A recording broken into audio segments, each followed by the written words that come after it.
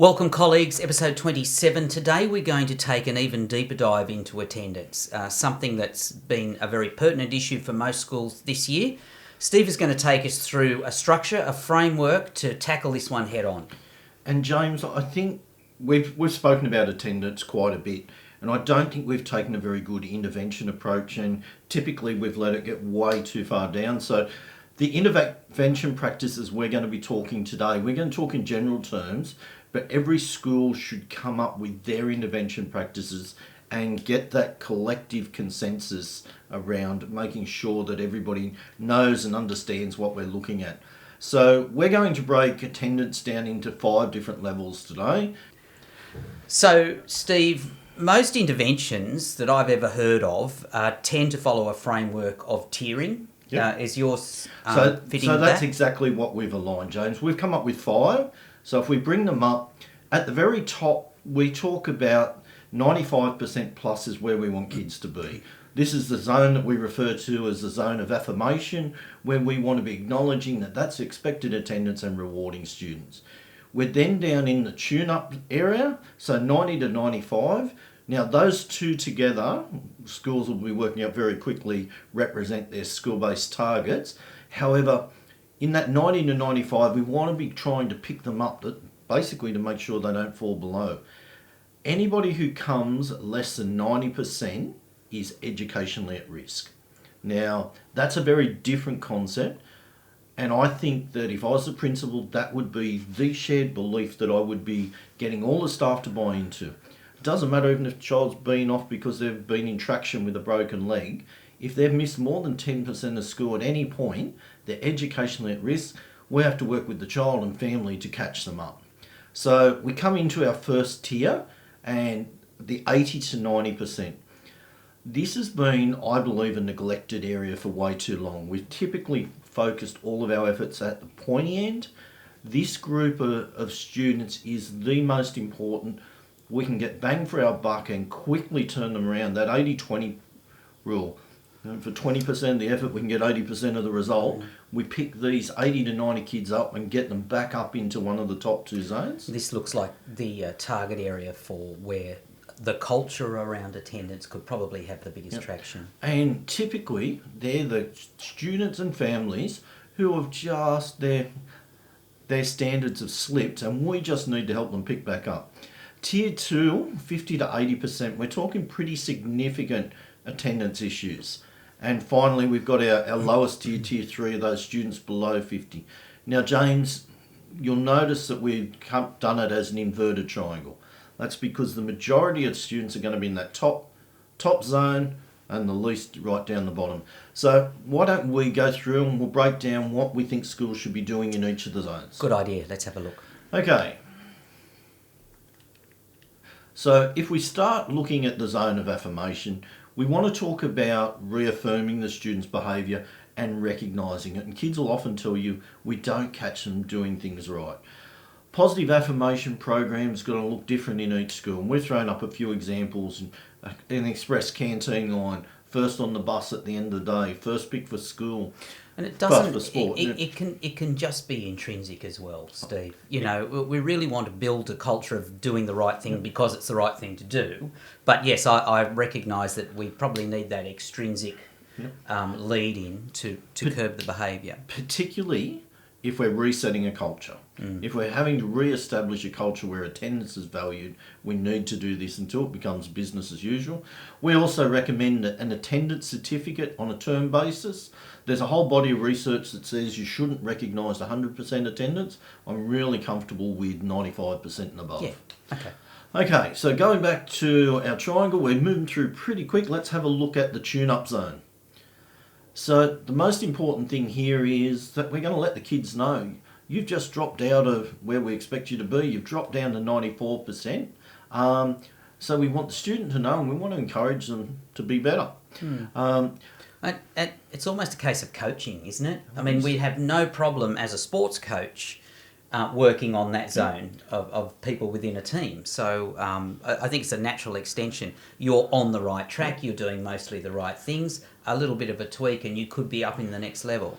One of the things that the school has got to think about is their systems so that it's recognised very quickly what a student's year-to-date attendance percentage is, and we're asking the classroom teacher to monitor. And really important here that if we've dropped out of the green zone, we've gone into orange. If they're still sliding, there needs to be a referral to the school attendance team for further action, and we want to do positive intervention and not wait until we're down in one of the tiers.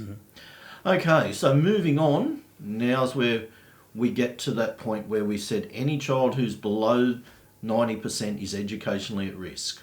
So if we jump into tier 1, and we've thrown a few ideas up here, so we think firstly, the term educationally at risk is applied to those students, and we use that language when we're talking to the student, when we're talking to the parents. And we might get some pushback from people saying, oh, that's a very emotive term. You're darn right it is. And it should be. The trouble is this sets into a downward spiral.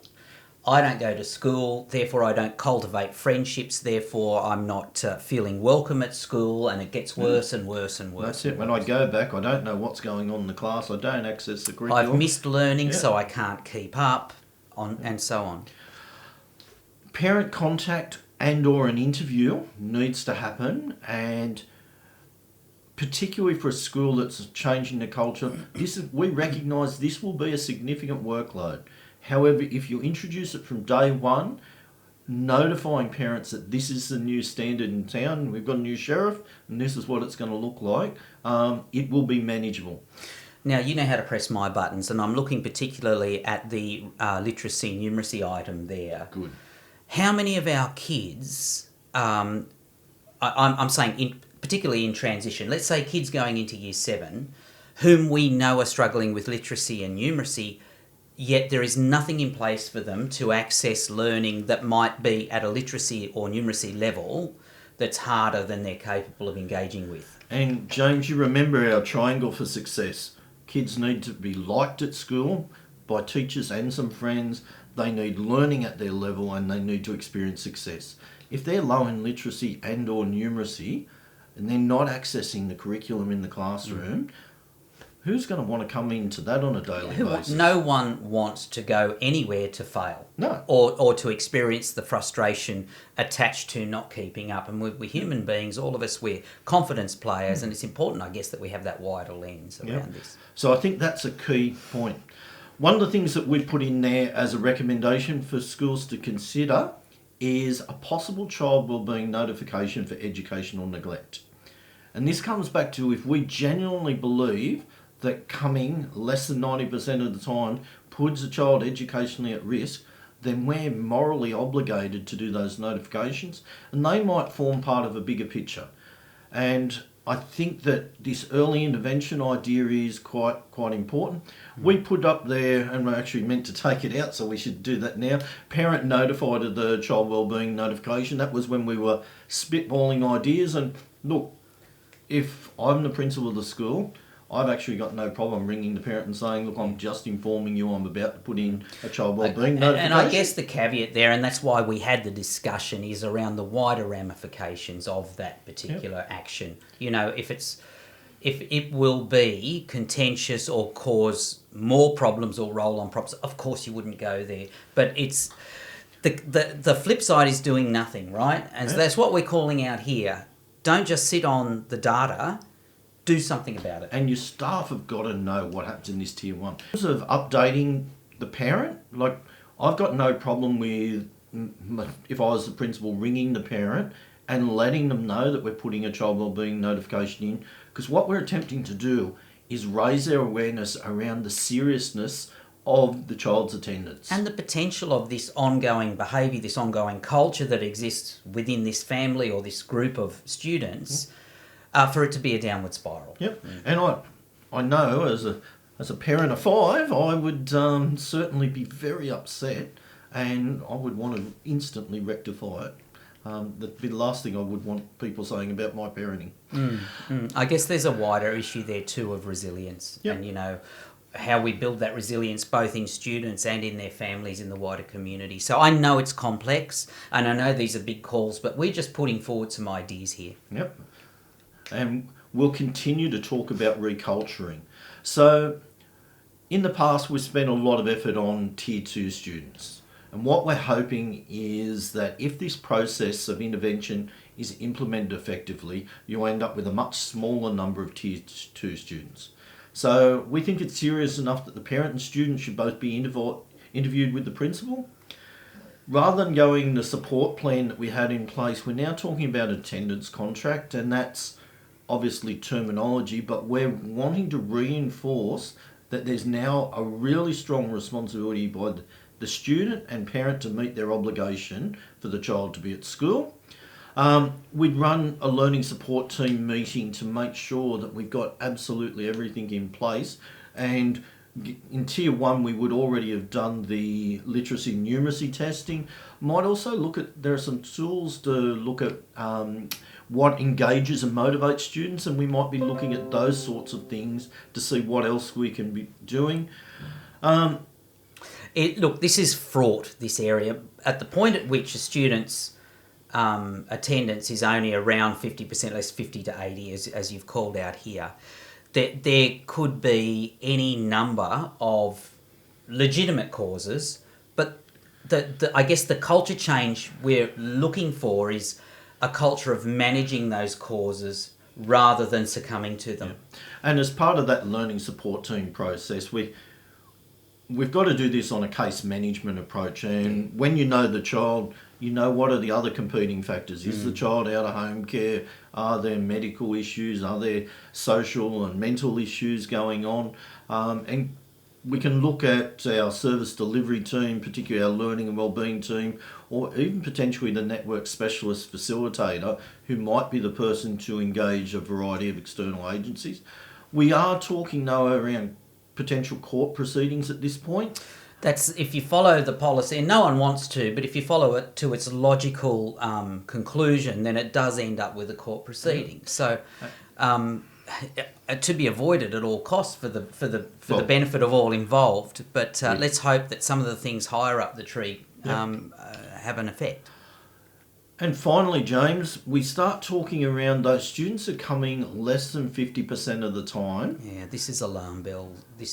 We've got serious issues, and I personally feel that this is serious enough that every individual case should be case managed with the director's support.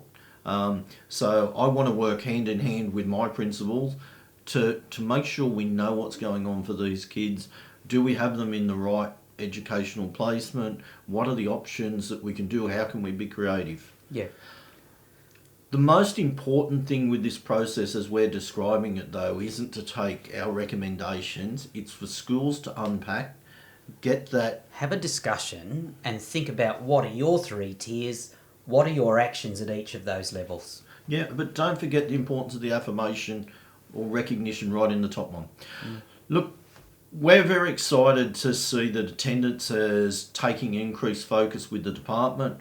We're watching our networks like a hawk, and we're really keen to see the impact that every school across the state can have. And look, don't forget, I think this would be the 4th or 5th time we've mentioned it, but the evidence base here around students and their sense of wellbeing at school is very much covered in those 3 CZ papers that are on our vlog, on our page. High expectations, advocacy and sense of belonging. And they cut right to the heart of this. So, you know, if you're stuck for ideas or you're still on the drawing board, go back there. They're short reads. They're very easily assimilated, easily communicated to a wider audience. So give it a go. And in the spirit of sharing, when you do come up with your tiered interventions, we would love it if you would email a copy to either or both of us, so that we can have a look and continue to share the great work of public education in New South Wales. Great. Okay, well, thanks for that little guided tour there, Steve. We've got all sorts of things on the drawing board for upcoming episodes. Straight after this one, I'm going to show you some really neat stuff to do in Excel with the Year 3 check-in assessments. Happy Friday. Take care. See you soon.